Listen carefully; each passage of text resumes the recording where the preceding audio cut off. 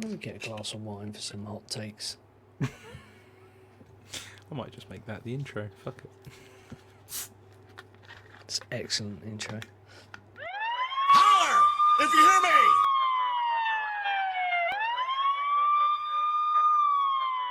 What's good, people, and welcome back to another episode of Holler If You Hear Me's Hot Takes. This is the moment you've all been waiting for all week. We have delved deep into the Reddit archives and pulled out some astonishingly outlandish and wild takes from the interweb.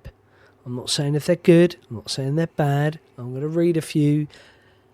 My good friend Andi Nero, the Kayfabe Assassin, and the ring historian Dirty Dave will be the judges for this round this week. So before we get into it, you know the drill, gentlemen and ladies, if you're out there watching. Hit the like button. Smash the bell. Yes, the bell for notifications. Leave some goddamn comments. We need your support. And if you're new here, welcome, so you can see. Please subscribe to the channel. We need every follower we can get. Without further ado, let's get into it, gentlemen. How are we both? Ready for a fantastic quick-fire round of hot takes? I feel like we actually missed out a trick there. We could do an ASMR hot takes. That would be quite good numbers on YouTube. Just us whispering bullshit for fucking 7 hours. Excellent. Oh dear. Seem to have spilt red wine on my shorts. Apologies. Davino. I know, on my fantastically green Seattle Supersonic shorts as well. How shall I continue? Anyway, let's move to the first question. I'm going to do a bit of a randomisation here. Do you want to start with something absolute filth? Go on then. You sure? Bonnie Blue. No, Not quite. You should be so Wait. lucky. you don't want to go last. But it is close. It is close. Oh, God. Close second. So this person, male, female, doesn't say. I think that during the Attitude Era, when Vince was so eager to prove himself to be better and stronger than everyone else, working out all the time, making people kiss his ass or shoes, booking himself to win against a lot of popular performers and even God, I believe that during this time, he has had at least one sex with male performers on his roster as a way of asserting dominance over them and to prove to himself that he is stronger and more masculine. Andy, you have this question. What? Why me? Because it's absolute genius comment, and I just thought, this has got nothing to do with wrestling. This has got to do with Vince McMahon being filth. Grammatically, they said he had one sex. Is that now a unit of currency? He had Well, one yeah, sex. No. I quote, he has had at least once sex with male performers. Oh, okay. Are we Makes all the saying- difference, right? Well, I mean, no, not really. But so are we saying that the hot take could be accurate? Do we agree with the hot take? Because probably, yeah. The guy's fucking weird, but like how someone's thought processes get to that point, I have no fucking clue. That's beautiful. That's amazing. But yeah, probably Vince has probably noshed off once or twice. He's probably I reckon he's probably Pat Pattersoned a few, one or two. Yeah. Dave, I'm gonna pose this question to you. If Vince was to have sexual relations with a male performer, who would it be and why? You have the floor. The genius, because he's very, very flexible. And and on that, I'll just quickly pick up on another interesting quote. So Vince McMahon booking himself strongly to defeat many popular WWF superstars at the time, even God. So That's what they said. are they saying God's a popular WWF performer? Or that God is popular, or God is not popular, as in completely separate bracket? I mean, and which God? Are we talking Christianity? Well, I don't know. I mean, I never normally delve into specifics of comments like these, but you have pulled up a really good point there. Was there not a time when Vince McMahon actually played God? Did he refer to himself as God? Maybe the person was metaphorically referring to, if in fact Vince McMahon did play himself as God, was beating himself off. Well, he was the higher power for a bit, wasn't he? The higher power, yeah. Fantastic. Fantastic timing. Then he fought God alongside Shawn Michaels. Well, no, Shawn Michaels and God, while he had Shane. So he never actually had a match with God, but not one-on-one anyway. I'm thankful they didn't ask the question, has Vince McMahon had sex with God? Again, which one and at what time? Okay. I'll move on to the next one. Dave, this is straight for you, my friend. Christ, here we go. I've always felt like Bret Hart knew about Montreal, and it's one of the biggest works in history sent in by Nero Handy in Stutton. Not me, for the record. Serious opinion, though, on this. Yeah. Because I've seen it a lot. Possibly. I think, had that been the case, he would have come back quicker. I mean, Michaels breaks his back 2 months later. Oh my God, we've lost both our top stars in the space of 2 months. If it was a fixable work, he could have come back quicker. I know he's in a contract at WCW and all that sort of nonsense, but Bischoff didn't have a clue what he was doing, and he by the time WrestleMania 14 had come around, Bret had already gone off the boil in WCW anyway. He'd only been there 5 months, so you can get out of these deals, and Bischoff would have loved to have saved money on that deal. So nah, and and when Owen died, realistically. Once we're not blaming WWF, Bret would have much rather come back and paid homage to Owen on WWF television and with WWF fans, and done something for Owen in WWF. And just everything went, everything went to shit. And I just don't think that if it was a work, you're basically saying you ruined British Bulldog, Jim the Anvil Neidhart, Owen Hart, and Bret Hart's life. And if it's a work, you would have stopped that before that happened, when you'd have gone, whoa, hang on a minute, this has gone too far. Let's fix this. I just don't buy it. I just don't buy that. And then stay away for like 10, 12 years. No, it's not a work. Too many lives were damaged for it to be real. If I could interrupt and just add one thing before you have your take, Andy, I do think, because of the person or the man that Bret is, he probably would have mentioned something about it post his time at WCW even. Do you know what I mean? He would have come out. He's that kind of guy. He's got integrity. He's got honour. Well, I like to think so anyway. Andy, quick thoughts on that? Yeah, the only thing I wanted to say is maybe not a work, but a concerted effort by Vince to undermine WCW, bearing in mind how many of their stars had, what's the term, where they match the highest paid? I can't remember what it's called. Oh yeah, favoured nations or something. Favoured nations or something like that. So Bret goes in on something like it's like 3 million a year, if not more, or something. He's on more than everyone else in the entire company. So not only does he get that money, Hulk gets that money, Nash gets that money, Hall gets that money. Big Show, I think, Paul White gets that money because he's still there at the time. Goldberg gets that money, I think. There's so many people that had that favoured nation contract that it would have just gone so much further towards bankrupting WCW. So Vince is probably thinking, well, if I send one guy over there that wants a shit ton of money, they are going to lose a shit ton of money, and it's going to hurt their bottom line. So maybe it was a bit of an effort to try and do that. I don't think Bret was involved. No. But I think, maybe Vince was thinking, well, okay, so I lose a shit ton off my wage bill, and so do they. So maybe that's just tinfoil. Yeah, well, and ultimately, Andy, that's what he done. He thought he did the maths and said that actually losing Bret is going to make me more money than keeping him. Significantly more money. And like you say, what a blow to deliver, because you've quadrupled, a wage bill because of 5 or 6 other people having favoured nation. So a very smart business decision if that was the one. Okay, the next one is simply a yes or no from both of you.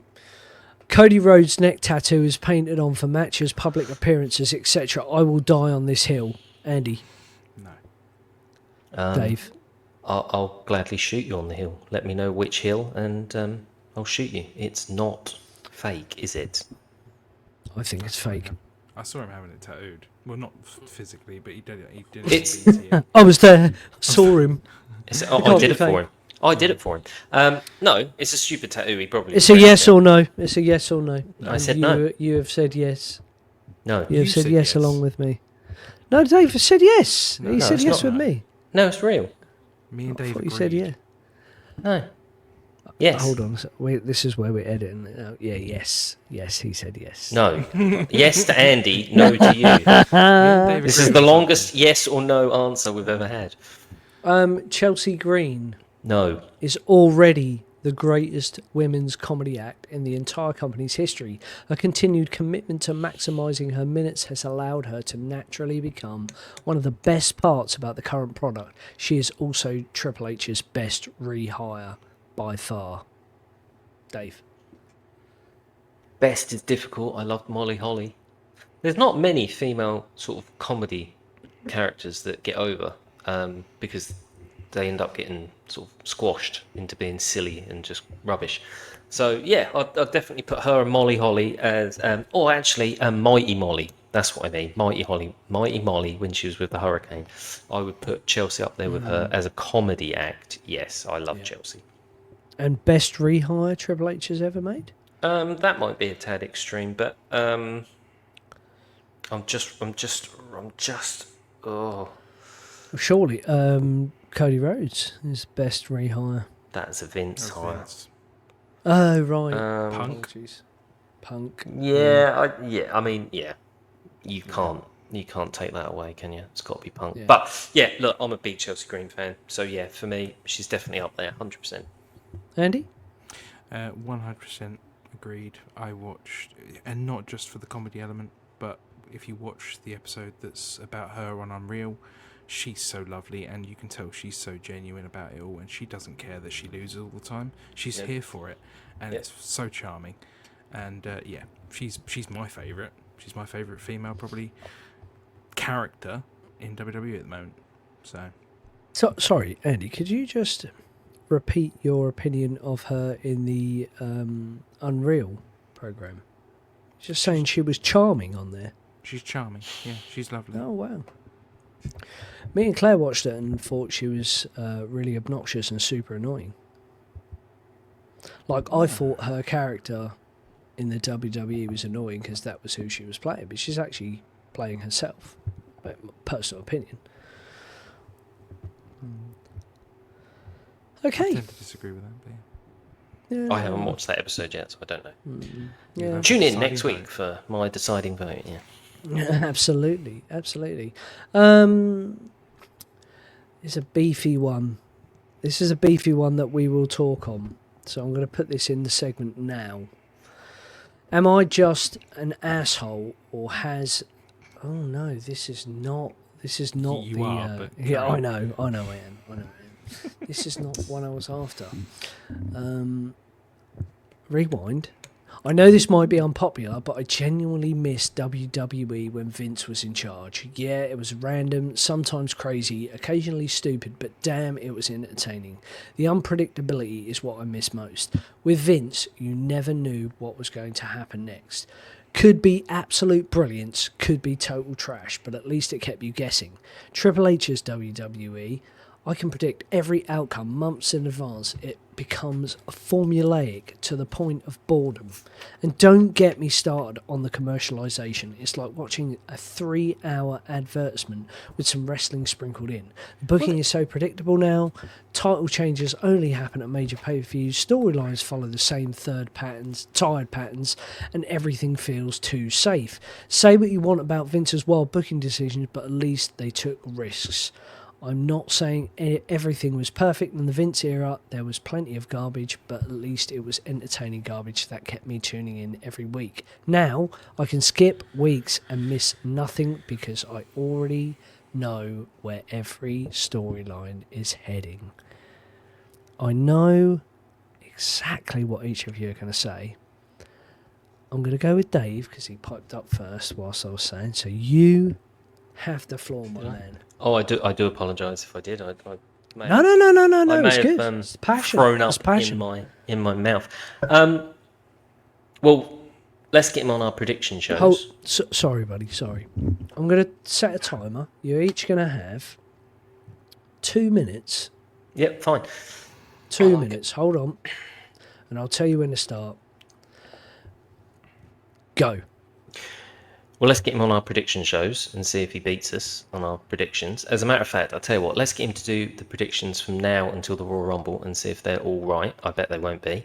The commercialization is Vince's fault because Vince sold the company to TKO. It's got nothing to do with Triple H, so that's irrelevant.